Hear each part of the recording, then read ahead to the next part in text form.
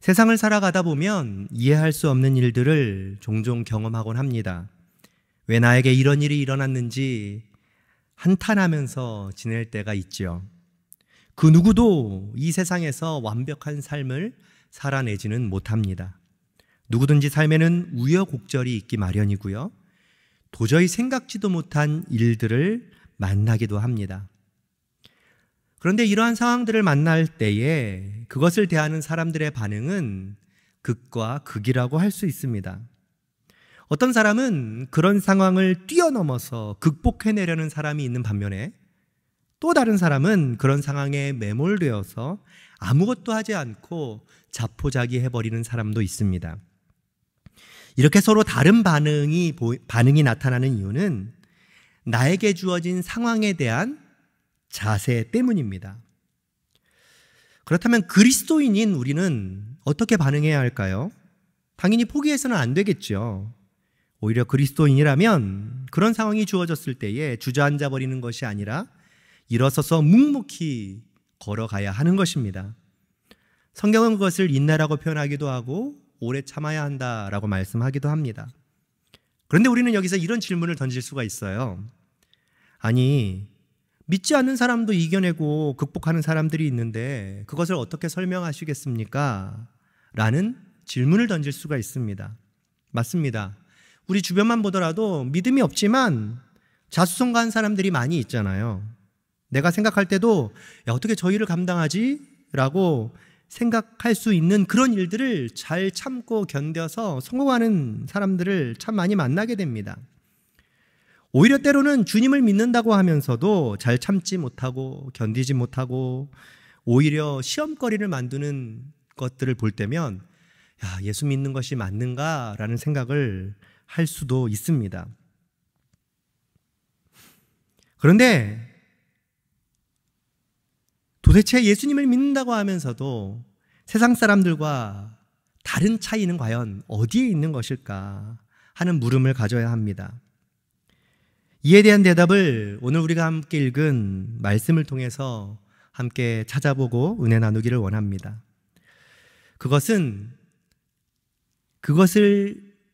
결과론적으로 성공으로 이끄는가에 달려있는 것이 아니고 그것을 성공으로 이끌어가는 그 사람의 마음 속에 무엇이 있는가에 달려있다는 것입니다.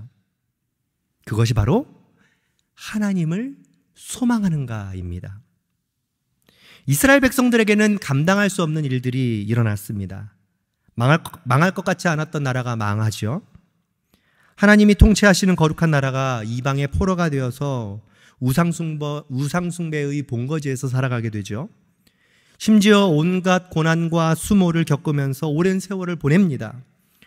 누구든지 이런 상황에 처한다면 한 번쯤은 살아계신 하나님을 원망할 수도 있습니다. 그리고 실제로 이스라엘 백성들은 하나님을 원망했습니다. 14절이 그 증거죠. 오직 시온이 이르기를 여호와께서 나를 버리시며 주께서 나를 잊으셨다 하였거니와. 이것이 그들의 불평이자 하나님을 향한 고백이었습니다. 하나님이 자신들을 버리셨다고 잊으셨다고 말하고 있는 것입니다. 충분히 이런 고백을 할 수 있는 상황이죠. 그리고 하나님을 신뢰하지 않고 평생 원망하면서 살아갈 수 있는 상황까지 나아갈 수도 있습니다. 그런데 하나님은 자신들의 백성들을 향해서 이렇게 말씀해 주시죠. 내가 결코 버리지 않았다. 마치 젖 먹는 자식을 향한 부모의 마음처럼 내가 너를 기억한다 라고 하나님이 말씀해 주십니다.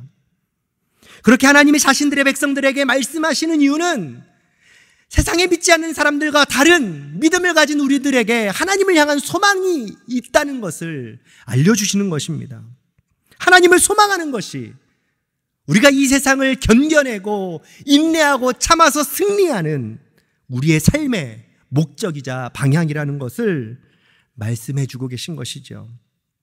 이것이 세상 사람과 하나님을 믿는 우리들과 다른 분명한 차이입니다. 동일하게 똑같은 성공의 삶을 살았지만 하나님을 소망하느냐 소망하지 않느냐가 그 사람의 인생의 결과를 결정하게 된다는 것입니다. 우리는 누가 계시죠? 살아계신 하나님이 계십니다. 그 어떤 시련이 와도 하나님으로 인해 소망을 포기하지 않습니다. 우리가 인내하고 오래 참아 끝까지 견딜 수 있는 이유는 우리의 소망 되시는 하나님이 우리와 늘 함께하고 계시기 때문인 것이죠. 세상에서 아무리 대단한 인내력을 가진 사람이라 할지라도 무너지는 순간이 꼭 한 번쯤은 찾아옵니다. 그렇게 강인했던 사람도요, 아주 사소한 것으로 인해 넘어지곤 합니다. 그래서 원숭이도 나무에서 떨어진다는 속담이 있는 것 아니겠습니까?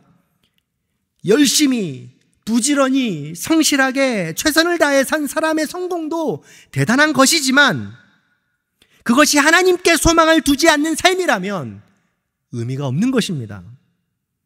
그러나 하나님께 소망을 두고 최선을 다한 삶이라면 그것은 승리하는 인생이 되는 것입니다.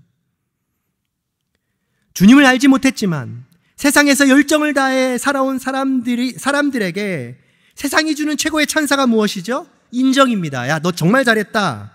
야, 너 정말 성공했다. 많은 사람들이 부러워하는 것, 많은 사람들에게 명예를 얻는 것, 그렇게 성공의 찬사를 받는 것, 그것이 그 사람이 얻을 수 있는 최고의 결과물입니다. 그런데 그것은 영원한 것이 아니잖아요. 영원하다면 의미 있는 일이겠지만 사실 그 모든 것은 그 사람이 죽고 나면 한순간에 사라지고 없어지는 것들이잖아요. 그러나 하나님께 소망을 두면서 살아가는 사람은 영원한 선물을 소유한 사람입니다. 왜냐하면 이 세상이 줄 수 없는 그 영원한 생명이 우리에게 선물로 주어졌기 때문입니다. 바로 구원받은 하나님의 백성으로 주님과 함께 영원히 살아가는 기쁨이 우리의 삶의 결과물로 남기 때문입니다. 천국 백성으로 영원을 사모하면서 살아가는 인생의 끝이 가장 복된 것입니다. 이것은 결코 사라지지 않죠. 우리에게 영원히 주어지는 하나님의 놀라운 은혜입니다. 그러기에 이 영혼을 사모하면서 이 세상을 견디고 버티는 것이 우리 그리스도인들이 살아가야 할 삶의 모습인 것입니다. 때로는 이해할 수 없는 일들이 펼쳐진다 할지라도 그것을 감내할 수 있는 이유는 바로 천국에 대한 소망이 우리에게 있기 때문이죠.